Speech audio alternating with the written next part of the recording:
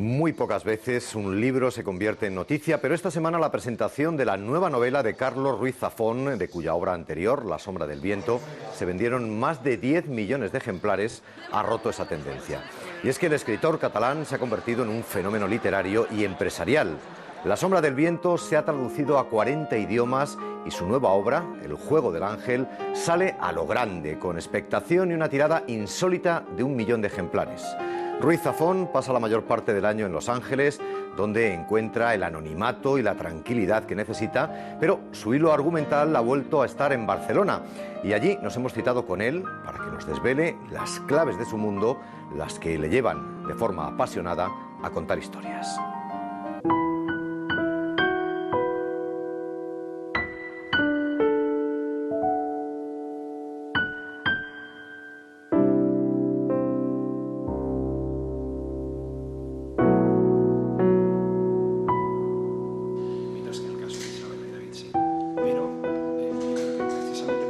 Vive dentro de su cabeza en este mundo que define como una jungla. Su trabajo, el de narrador, asegura que buena parte de su oficio lo aprendió de la literatura, el cine, la música y la propia televisión.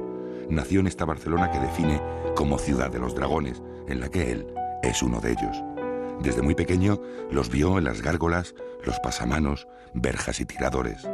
Le fascinan desde entonces y no sabe qué noche, cuando tenía 6 años, si aún despierto soñando con la intriga de sus fauces, en el delirio del camino que va desde la realidad a la ficción, decidió para siempre contar historias.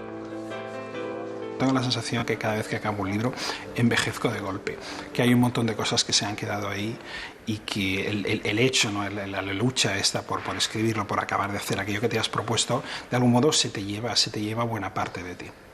Y siempre me hace pensar un poco, ¿no?, la sensación esa de ahí esa frase, ¿no?, de que se va quedando un trozo de ti en cada uno de esos libros, con lo cual probablemente pues hay un número determinado de ellos que puedes escribir, porque llega un momento en que ya no queda nada, porque lo que utilizas para escribirlos es aquello que tú tienes dentro de algún modo, aunque haya el oficio y la técnica y todo esto, pero hay una parte, hay un combustible no limitado que es el que uno exprime para escribir y para intentar hacer algo que valga la pena para uno mismo y para los demás.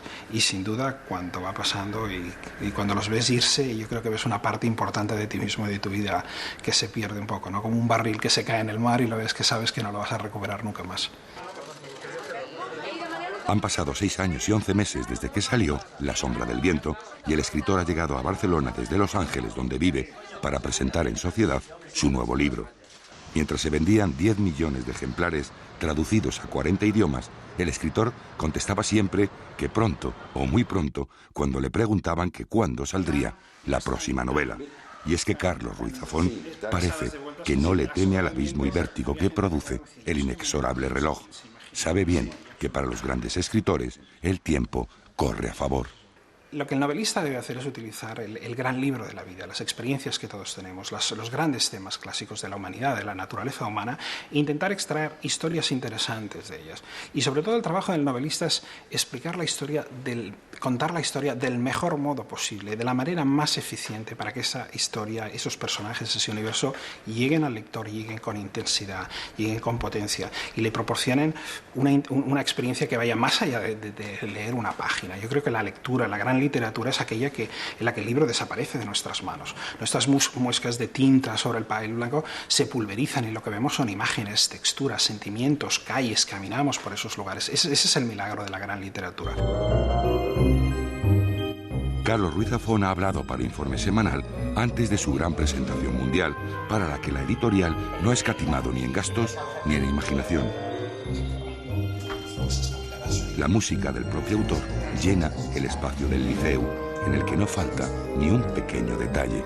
La puesta en escena muestra un espectacular decorado que suma más de 4.000 libros viejos para recrear el cementerio de los libros olvidados.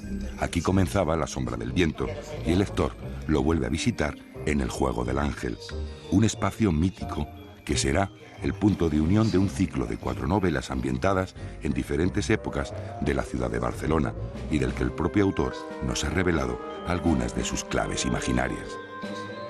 Muchos lectores en muchos países del mundo creen que el cementerio de los libros olvidados es un lugar real, un escenario real, y de hecho yo me he encontrado a veces ocasiones en que, recuerdo una vez estaba en Australia y había un evento que había una firma de libros, algo así, y viene una persona que se había estado esperando al final para que le firmara su libro y le dice: mire, perdone, te traigo aquí un mapa de Barcelona, y me despliega el mapa de Barcelona sobre la mesa y me dice: ¿sería usted tan amable de marcar dónde está el cementerio de los libros olvidados? Porque yo lo quiero visitar. Y le digo: no existe. Y se me queda mirando como diciendo: ¿cómo que no existe? Pues tiene que existir. Y una cosa constante que me he encontrado es que un montón de gente dice que este sitio tiene que existir. Me da lo mismo que no exista, que lo construyan ahora mismo, ¿no? Hace falta que haya cementerios de los libros olvidados. La evocación de las ciudades se absorbe al respirar, y Barcelona le ha susurrado a los oídos muchas historias que ahora Carlos Ruiz Zafón reconstruye.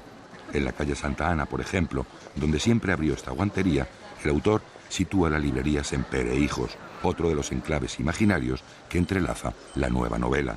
Muy cerca abren sus puertas al público las librerías de viejo que Zafón ha visitado desde niño. Anaqueles que destilan el perfume de las historias. Son la primera pista que lleva al cementerio literario, ya mítico para millones de personas y que atrae a miles de turistas a un escenario tanto literario como real. Por tradición, incluso la industria literaria tradicionalmente había estado concentrada en Barcelona, con lo cual yo creo que a veces esto le ha favorecido el acceso, ¿no?, al escenario literario a Barcelona, mientras que en caso de otras ciudades pues parece que tengan menos presencia en el imaginario literario, yo creo que sencillamente por una cuestión práctica.